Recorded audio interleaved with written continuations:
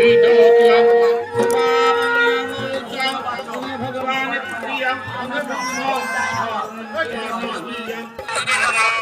বন্ধুরা, কিছুই বুঝতে পারলে না তো যে এখানে কি হচ্ছে?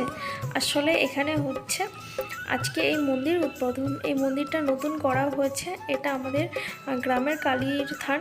তো সেখানে প্রতি বছরের ন্যায় বাৎসরিক পূজা করা হয়। তো সেই পূজা আজকে, আর আজকের দিনেই এই মন্দিরটি উদ্বোধন করা হচ্ছে। তো সেই জন্যই এখানে যজ্ঞ হচ্ছে। আর আমরা সত্যি কথা বলতে এসেছিলাম যজ্ঞ তো দেখতেই।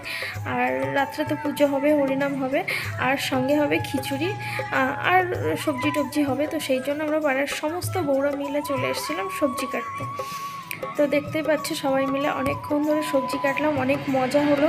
আর এরকমভাবে সবাই মিলে কাজ করার ভিতরে না আলাদাই একটা মজা আছে। যাই বলে, যারা করে তারা অবশ্যই জানে, আর যারা করে না তাদের জন্যই বলছি। ভীষণ মজা করলাম, আনন্দ করলাম।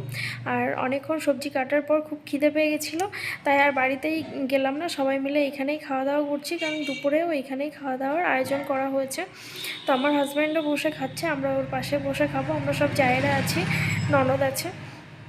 তো সবার কিন্তু আমন্ত্রণ থাকলো। আজ মঙ্গলবার, আজ আমাদের সৈয়দকাঠি পুজো মণ্ডপ উদ্বোধন হচ্ছে। তো সবার আমন্ত্রণ থাকলো আমাদের এখানে আসার জন্য।